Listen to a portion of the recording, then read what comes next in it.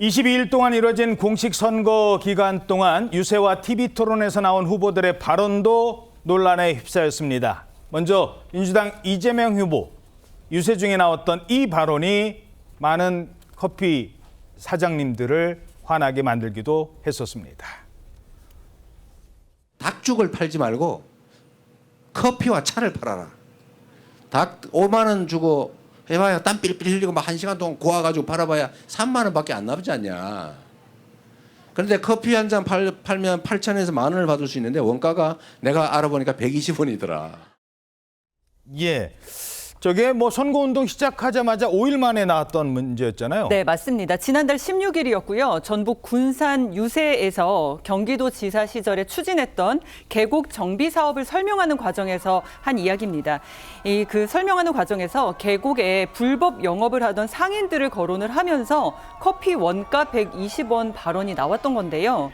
이재명 후보의 이런 발언은 설득을 통한 행정의 성공, 이런 내용이 주제가 됐었지만 커피 원가 120원 발언 후에 이 현실을 반영하지 못한 발언이라는 비판이 나왔습니다. 예, 결국 이 커피 원가 120원 발언 논란은 TV토론회에서도 상대 후보의 공세 대상이 됐습니다.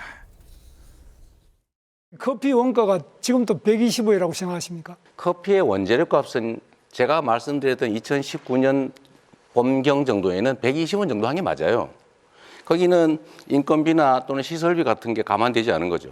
그러니까. 원료값이 이 정도 드니까 가게를 바꿔서 지원해 줄 때니 새로 만들어서 닭죽을 파는 것보다는 더 나은 환경에서 더 나은 영업을 하도록 지원해 주겠다. 이 말을 한 건데 그 말을 떼내가지고 그렇게 왜곡하시면. 아니, 그 말씀이 아니고 커피가 굉장히 돈이 폭리를 취하는 것처럼 이렇게 돼서 굉장히 분노를 많이 하고 있는데. 자, 그렇다면 120원 발언에 어떤 점들이 화가 났었던 걸까요? 지금 이재명 후보가 토론회에 있어서는 이게 원가가 아니라 원재료 값이다 이런 이야기를 했습니다. 그러면 이것이 문제가 되었을 때 제가 잘못 말씀드렸습니다. 여기에 대해서 오해하셨다면 죄송합니다라고 이렇게 사과하는 모습들을 보였으면 됐다라고 생각을 해요. 그런데 거기에 대해서 계속적으로 이재명 후보 그리고 민주당의 강압적인 모습들을 보였던 것이 오히려 국민들을 하여금 이재명 후보에 대한 반감을 더 높인 것이 아닌가라고 생각을 합니다. 이게 전체적인 맥락을 보았을 때는 닭죽은 그 뜨거운 불 앞에서 1시간 내내 고았을 때 한 2, 3만 원 정도 남는데 내가 보니까 커피는 한 잔에 한 8,000원에서 10,000원 받더라. 근데 알아보니까 커피 원가가 120원이더라. 이렇게 이야기를 했거든요. 그러면은 이것을 전체적인 맥락으로 국민들께서 받아들이셨을 때는 커피 사장님들은 에어컨 나오는 가게에서 버튼 한번 누르면은 이렇게 크게 이익을 취할 수가 있는데 닭죽 사장님은 힘들게 1시간 내내 이것을 하고 있으니까 커피 사장님들은 돈을 쉽게 버는구나라고 생각할 수밖에 없는 거예요. 그러면 거기에 대해서 커피 사장님들께 그리고 국민들께 그냥 사과하면 되는 거였습니다. 근데 여기에 대해서 이번 커피 논란이라든지 호텔 경제학 논란이라든지 여러 가지 부분에 있어서 민주당과 이재명 대표가 사과하고 마무리하면 될 수 있는 부분에 대해서 계속적으로 강압적인 자세를 나갔던 모습들, 이것들이 오히려 국민들로 하여금 더 굉장한 그 마음에 떠나게 되는 이런 계기가 되지 않았을까라고도 생각합니다. 예. 사실 국민의힘이 요구했었어야 되는 거는 사과를 요구할 게 아니라 문제 해결 방식, 대안을 제시했었어야 됩니다. 그러니까 설화가 됐던 커피 원가 문제도 그렇고 방금 말씀하신 호텔 경제학 문제도 마찬가지입니다.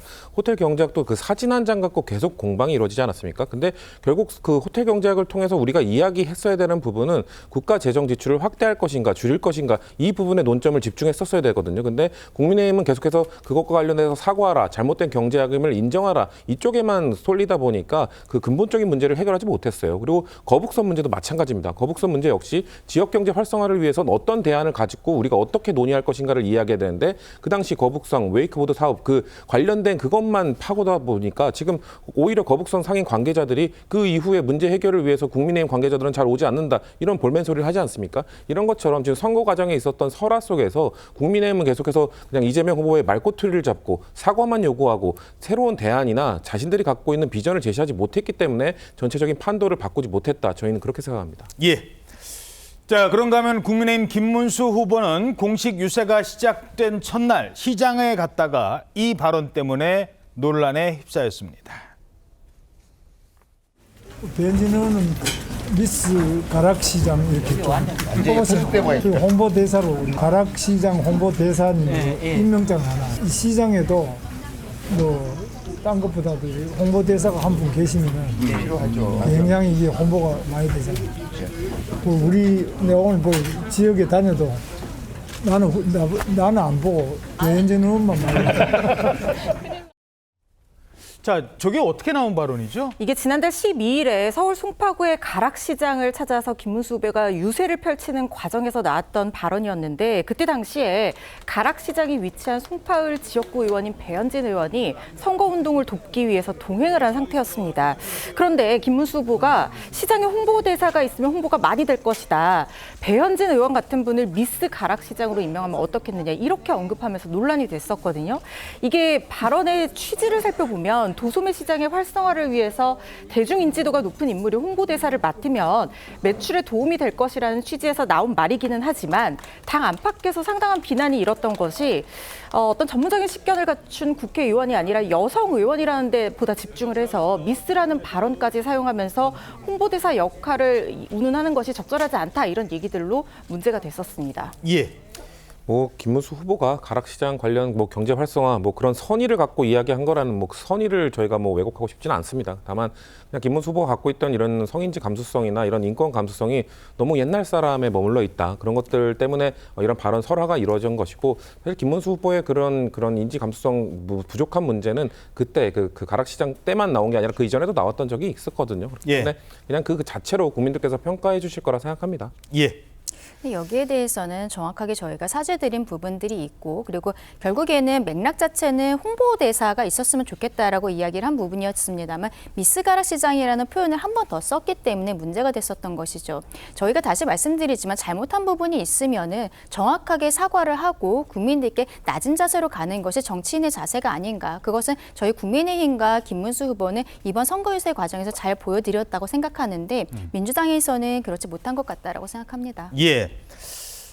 커피 120원 또는 미스 가락시장 이런 단어보다 TV 보다가 국민들이 깜짝 놀라는 순간도 있었습니다. 대선 후보 간 마지막 TV 토론에서 나왔던 이준석 후보의 저희들이 다는 못 들려드리고 이 발언에 대한 파장도 계속됐었습니다. 이거는 여성 혐오에 해당합니까? 아닙니까? 그건 답변하지 않겠습니다. 저의 질문은 단순한 자극 목적이 아니라 단계적 검증이었습니다. 제가 한 질문 가운데 어디에 혐오가 있습니까? 자, 저 때 이준석 후보가 어떤 질문을 하고 싶어서 저런 얘기를 했던 거였죠? 네, 지난달 27일 대선 후보 TV 토론회에서요. 이준석 후보가 여성의 신체와 관련한 부적절한 표현을 사용을 하면서 민주노동당 권영국 후보를 향해서 민주노동당 기준으로 여성 혐오에 해당하느냐 이렇게 질문을 했고요. 권 후보는 여기에 즉답하지 않았습니다. 이 후보의 이런 발언은 일부 온라인 커뮤니티에서 이재명 후보의 아들이 올렸다는 것으로 주장하는 그런 댓글을 언급한 건데요. 이준석 후보는 자신의 발언을 두고 논란이 일자 불편한 국민이 있을 수 있다는 것을 알고 있었고 그에 대해서 심심한 사과를 한다라고 밝히면서도 만약에 그 언행이 사실이라면 충분한 검증이 필요한 사안이다라고 주장을 하기도 했습니다. 자, 이 문제가 알려지자 이재명 후보, 이준석 후보 발언과 관련해서 책임을 물을 것이다라는 비판을 높이기도 했습니다. 이건 정치적으로 책임을 져야 될 텐데 그건 국민들께 책임을 물을 거고요. 다른 책임을 그걸 지게 됩니다. 없는 얘기 지어냈잖아요. 누가 그런 얘기를 했어요? 자기가 만들어낸 얘기죠. 거기에 대해서 법적인 책임을 명확하게 지게 될 겁니다. 법적인 책임은 질 거다. 한두 번이라 해죠. 그리고 그런 명예훼손, 모욕 그런 게 어디 있습니까? 자, 이 문제는 지금 고소 고발전이 계속 이어지고 있어요. 그렇습니다. 민주당 선대위 측에서 이준석 후보를 이 공직선거법상 낙선 목적의 허위사실 공표 혐의로 지금 고소 고발한 상황입니다. 근데 지금 문제가 되는 부분은 이 민주당 측에서 주장을 하고 있는 내용은 어떤 댓글 내용 자체, 그러니까 이재명 후보의 아들이 썼다고 여겨지는 댓글 내용 자체의 표현을 이준석 후보가 과장하고 왜곡해서 특정 성별에 대한 성적 표현인 것처럼 조작했다라고 주장을 하기 때문에 이 허위사실 공표죄로 지금 고발을 한 상황인 거거든요. 그런데 이준석 후보 측에서는 지금 정확하게 이재명 후보의 아들이 확정된 죄명이 정통망법상 발언 유포, 음란물 게시 혐의이기 때문에 이 부분에 대해서는 허위 사실이 아니다라고 하면서 무고죄로 맞고발을 한 상황입니다. 뿐만 아니라 지금 이게 계속해서 공방이 이어지고 있는 부분이 민주당을 포함한 범야권 의원 21명이 이준석 후보에 대한 징계안을 국회 윤리위원회에 제출한 상황이고 시민단체의 고소고발도 이어지고 있는 상황이거든요. 그리고 또 이준석 후보 측에서는 여기에 대항해서 선거 전날인 어제까지도 SNS 통해서 판결문도 입수가 됐는데 국회의원을 제명하겠다는 협박하는 것이 이재명 후보의 본질이다라고 하면서 공격을 하고 있는 상황이기 때문에 논란은 이어질 것으로 보입니다.